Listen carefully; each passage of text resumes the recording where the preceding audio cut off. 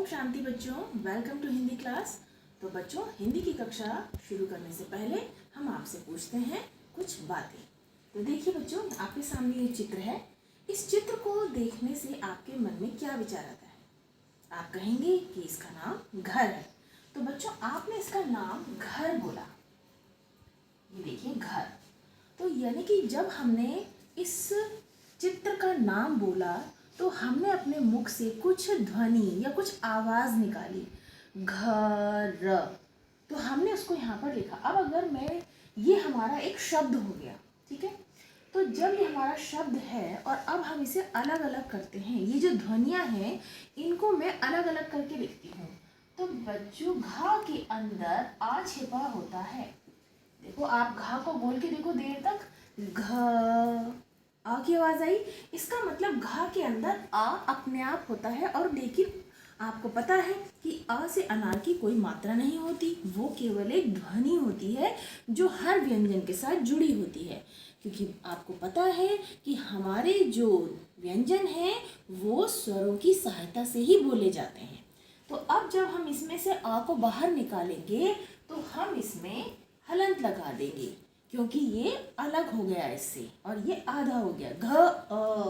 घ, इन दोनों को साथ में बोलेंगे तब ये हमारा घ पूरा होता है। अब रा है तो रा को भी हम ऐसे ही आधा करके और इसमें से भी आ को बाहर निकाल दिया। तो बच्चों, अब क्या है कि अब हम इनको इससे ज़्यादा अलग नहीं कर सकते। जैसे एक वाक्य होता है, वाक्य में से हम शब्दों को अलग कर देते हैं और शब्द में से हमने स्वर और व्यंजन को अलग अलग कर दिया। तो अब ये उससे भी छोटा नहीं हो सकता। तो ये हमारे क्या कहलाते हैं? वर्ण। क्या कहलाते हैं?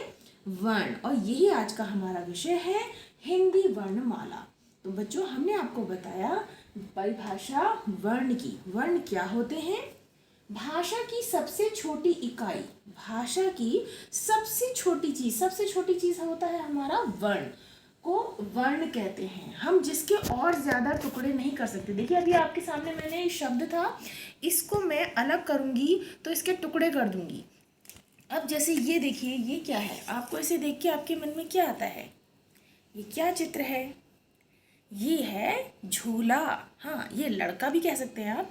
अब अगर मैं झूला शब्द को लिखती हूँ, ये देखिए झूला, ये मेरा पूरा शब्द है। अब मैं इसको अलग अलग करती हूँ तो मैं झा को मैं आधा कर दूँ तो झा के अंदर से किसे निकालूंगी? ऊ को।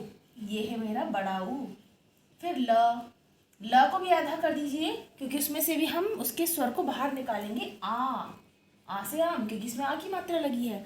तो अब मैंने ये सारे वर्ण अलग कर दिए हैं। वर्णों में हमारे स्वर और व्यंजन दोनों आते हैं। तो वर्ण क्या हुए? भाषा की सबसे छोटी इकाई को हम वर्ण कहते हैं, जिसके हम और ज़्यादा टुकड़े नहीं कर सकते, जिसको हम और ज़्यादा छोटा नहीं बना सकते हैं। तो अब हम आपको बताते हैं, हमारी वर्णमाला को एक बार फिर से समझेंगे।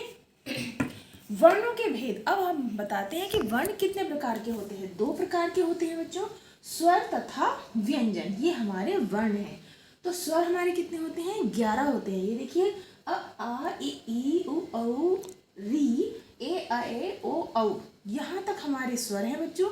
लेकिन इसके साथ में हम आपको अंग, अह भी बताते हैं, लेकिन इनको अयोगवाह कहते हैं। बच्चों, आपको जब अपनी अभ्यास पुस्तिका में लिखेंगे तो आपको ये लिखना है कि अयोगवाह हैं, क्योंकि जब आपके ऑब्जेक्टिव टाइप क्वेश्चंस आएंगे तो हम आपसे पूछेंगे कि अयोगवाह कौन से वर्ण होते हैं। तो आपको ये बताना होगा कि अंग और अह, इसको हम अनुस्वार कहते हैं। ये आपको मैं नेक्स्ट वीडियो में बताऊंगी। और ये विसर्ग है, इनके प्रयोग को। और ये हमारे स्वर हैं। तो स्वर कितने हुए? 11। और अयोगवाह कितने हैं? 2। और उनके नाम है अंग और अह। अब आइए व्यंजन पर। व्यंजन बेटा, ये है हमारा क वर्ग। क वर्ग का मतलब होता है क वाली लाइन। तो क वर्ग में कौन कौन से व्यंजन आते हैं? क, ख, ग, घ, अंगा। च वर्ग, च की लाइन कौन सी है? च, छ, ज, झ, य। ट वर्ग, ट, ठ, ड, ढ, ण। त वर्ग, त, थ, द, ध, न। प वर्ग, प, फ, ब, भ, म। अब बच्चों, इन सबको हम कहते हैं स्पर्श व्यंजन। ये कौन से होते हैं? क्योंकि जब हम इन्हें बोलते हैं, इनका उच्चारण करते हैं तो हमारी जिह्वा हमारे मुख के आगे के भाग में कहीं ना कहीं छूती है, कहीं ना कहीं स्पर्श करती है, इसीलिए हम इन्हें स्पर्श व्यंजन कहते हैं। कहाँ से? क वर्ग से लेके प वर्ग तक। प वर्ग तक हमारे, इसको इस तरीके से आप दिखाएंगे, ये ठीक है, यहाँ तक। अब आएंगे हम अंतस्थ व्यंजन। हमारे अंतस्थ व्यंजन कौन से होते हैं? य, र, ल, व, क्योंकि ये हमारे मुख के पीछे के भाग से इनकी आवाज़ आती है। जब हम इन्हें बोलते हैं तो य, र, तो जो हमारे मुख पर दबाव पड़ता है वो मुख में पीछे की तरफ होता है, इसीलिए इन्हें अंतस्थ व्यंजन कहते हैं, क्योंकि ये हमारे मुख में अंत में स्थित होते हैं। ठीक है बच्चों। नेक्स्ट है ऊष्म व्यंजन। ऊष्म का मतलब होता है गर्मी। जब हम अपने मुख से कुछ ऐसी ध्वनियाँ निकालते हैं जिनसे गर्मी पैदा होती है, तो उन्हें मुख के अंदर गर्मी पैदा होती है, तो उन्हें हम ऊष्म व्यंजन कहते हैं। जैसे श, ये भी श, हवा पर जोर आ रहा है मुख के अंदर। स, हमें बहुत देर तक बोलना पड़ता है स, और मुख में गर्मी उत्पन्न होती है। ह, ठीक है, ये सारे ऐसे व्यंजन हैं जिसमें हवा के द्वारा गर्मी मुख में उत्पन्न होती है, इसीलिए इन्हें हम ऊष्म व्यंजन कहते हैं। तो यहाँ तक आपको समझ आया। वर्ण क्या होता है? हमारी भाषा की सबसे छोटी इकाई, जिसके हम और ज़्यादा टुकड़े नहीं कर सकते, सबसे छोटी होती है, उसे वर्ण कहते हैं, यानी कि हिंदी के अल्फ़ाबेट। अब वर्णों के भेद स्वर और व्यंजन। स्वर होते हैं 11, अंग आह होते हैं आपके अयोगवाह, व्यंजन है आपके का वर्ग, टा वर्ग, चा, ता और पा वर्ग। ये हैं आपके पूरी रेखा को, जैसे ये का वर्ग है तो ये पूरी रेखा को हम का वर्ग बोलेंगे। ठीक है। अब ऐसे ही ये अंतस्थ व्यंजन है जो अंत में स्थित होते हैं, नाम से पता चलता है। ऊष्म व्यंजन जिनके द्वारा उच्चारित करने पर मुख में गर्मी उत्पन्न होती है। तो ये आपका अभ्यास है, इसे आपको अभ्यास पुस्तिका में करना है। अब आते हैं गृह कार्य पर। वर्ण विच्छेद। अब हमने आपको बताया ये सारे वर्ण हैं आपके, स्वर और व्यंजन।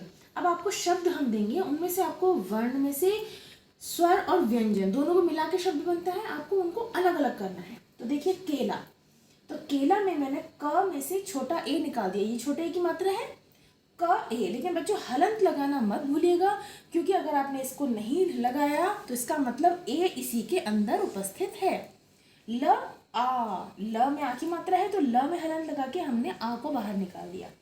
परी, प, अब देखिए प पे तो कोई मात्रा नहीं है, जैसा कि हमने बताया कि जिस वर्ण के अंदर अगर कोई मात्रा नहीं होती उसके अंदर आ अवश्य होता है। ये सारे आपको व्यंजन दिख रहे हैं, इन सब के अंदर ये आ उपस्थित है।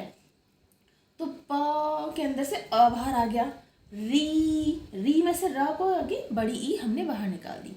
तो ये हमने वर्ण विच्छेद किया। आपको इसी प्रकार इसी के नीचे पौधा, दूध, गुलाब और मछली, इन सब के आपको वर्ण विच्छेद करने हैं और सुंदर सुलेख में मुझे दिखाने हैं। आई होप आपको वर्णमाला का ये जो पहला चैप्टर है ये समझ में आ गया होगा। Till then bye students.